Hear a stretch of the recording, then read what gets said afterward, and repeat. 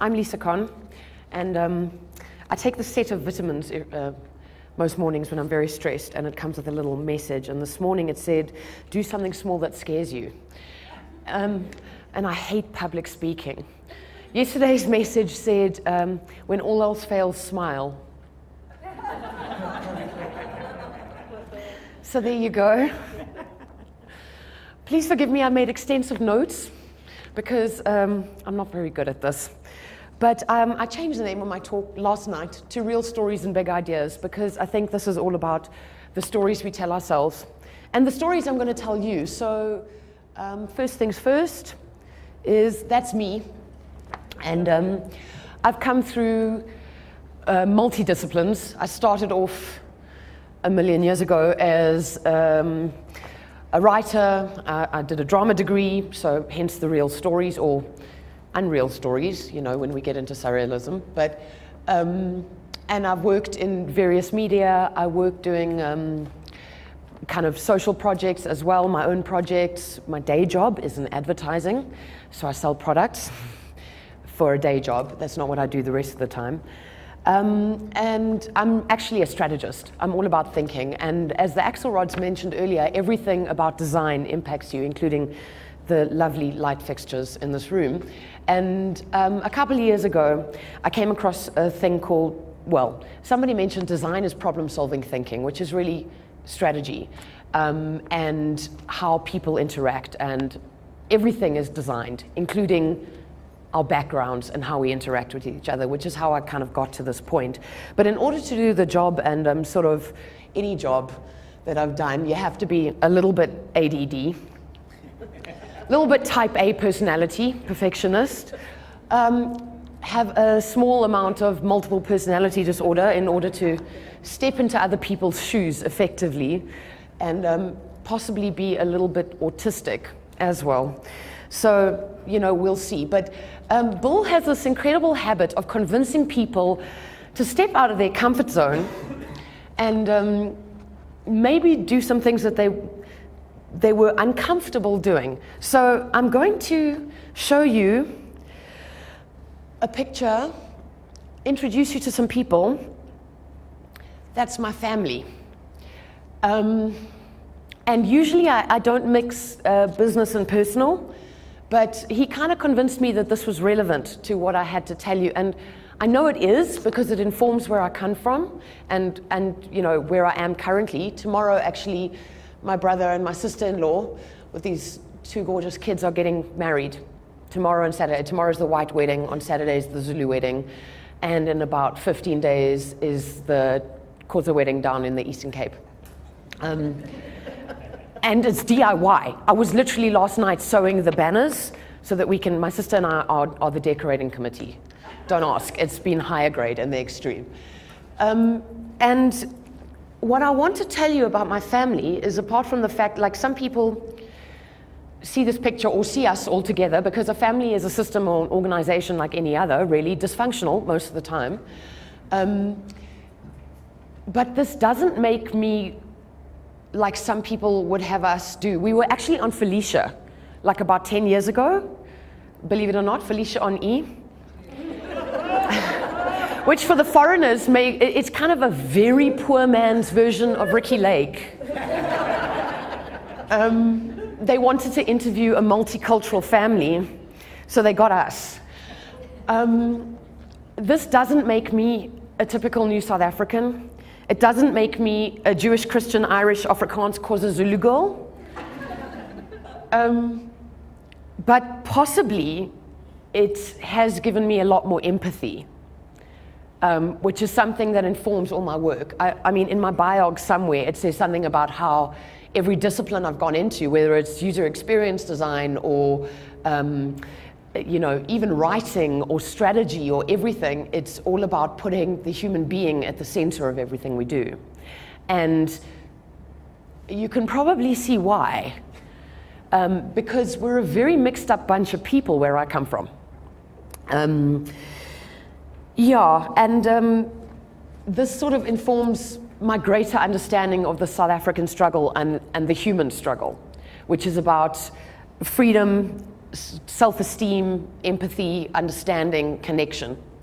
My favorite connection are with these two little people right here. They're kind of amazing. I got told by him the other day, that's Lolo, that's my nephew. He told me the other day that Lisa works very hard for money, and he came to my office and he was working, and I have to give him 20 Rand because he was doing his ABCs, and if he was working in a fancy office and I was working in a fancy office, then he must get money as well. Anyway, so yeah. So essentially, this is a story about the challenges and opportunities in South Africa. And the challenges are, if we stay distant and interact from the surface, and the fears associated that we've come to define with that in South Africa, the racial stuff, the lack of economic opportunity stuff, we're neurotic about fear. We're never going to come to terms with it. We pretend we have, but we haven't. So I want to tell you a little story about that. The opportunities are if you know yourself truly, and if you're not afraid to say, I'm afraid to stand up and speak to you, then we can move forward. So this is something small I just want to show you. I read a lot. And this is possibly relevant to our situation in South Africa today. It's a cartoon, I don't know if you can read it. It says, Alexandria, as in the Great Library of, officials held a press conference to alert the law enforcement officials of a dangerous new hallucinogenic drug, books, which can cause users, slang term readers, to visualize people and places that do not exist. Protesters assembled outside the drug den, the library, and a student burnt his library card, which he claims grants him access to books legally. This is one of my favorite things. That's me reading, and I just wanted to talk about something that Thabo Mbeki said a couple of years ago in 2005, talking about sustaining the civilizing mission of revolutionary democracy. And this relates to where we were in this country pre-colonial eras. Centuries ago, great kingdoms adorned the hills and plains of the Vembe Valley, representing a unique civilization of socio-political organization, production, and trade. Their prowess and ingenuity are now only starting to be afforded the recognition they deserve, but much of their essence remains a mystery still to be fully explored. What we do know, though, is that the Mapungubwe, Tulamela, and Zata perished, and with them a unique body of knowledge lay in ruins. Here we are today in a journey that is drawn from the best in human civilization, and we still wonder, what is it that the masters of the foundries and other artisans, the priests, the prophets and prophetesses, the generals, the poets and the musicians crafted that made these civilizations so great? I pose these questions to assert a simple truth, that any civilization contains within itself the possibility of its own sustenance and advancement, as it does the seeds of its own destruction. At the core of that destiny is the task of forging intellectual capital with the correct tools of understanding social reality, the ingenuity that goes with seriousness of application. Where is the system of knowledge management that joins the revolutionary intellectuals of modern-day South Africa to raise the trajectory of civilization to new heights? In what ways are today's artisans, priests, prophets, and musicians pathfinders in a journey of creation? This, then, is the challenge to the emergent middle and upper strata of changing South Africa, to the intellectuals, the manufacturers, and the traders, today multiplied in number by the attainment of freedom. And this is basically a question to where are we going as a country, and I have some case studies I want to show you about that. But before we get there, and I'm kind of speeding through it, this is a picture of Thailand. My mother did a tour of Asia a few years back. And I'm possibly going to be a little bit provocative, but what you find here is that there's several levels of business on the same sidewalk. You've got, kind of beggars, and you've got informal traders, and you've got hawkers, and then you've got your formal shops. And all of them interacting in a very packed, small environment in the same space. And yet you don't have crime. What you have is the same socioeconomic, similar socioeconomic environments to what we have here in South Africa today. You've got class struggles, second to none. You've got economic struggles, second to none, and yet you don't have crime. And the thing I posit as a hypothesis that I believe, at any rate, is that what apartheid really robbed us of in South Africa was various opportunities, economic and self-fulfilling and education and so on, but what it really robbed us of was self-esteem. And what we're suffering from as a nation, and this is why I said we think we've got over this stuff, but we haven't. What we're suffering from as a nation is post-traumatic stress disorder on a national level. And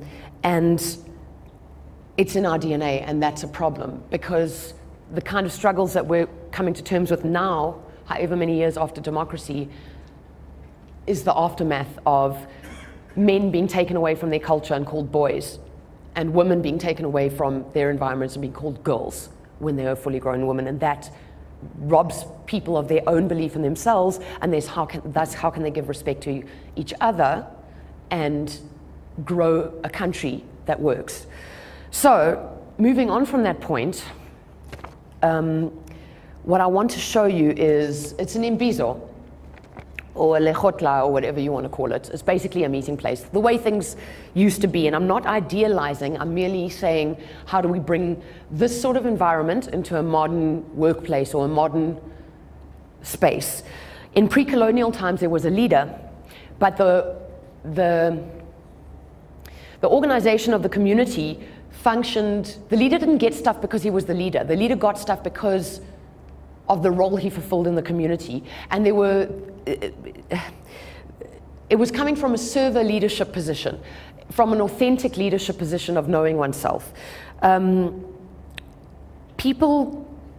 was a council around the leader, and the role of the council was to advise the leader based on coming from the same values. I think this talks a lot about the kind of organizations we work for, is to examine first the values of the organization.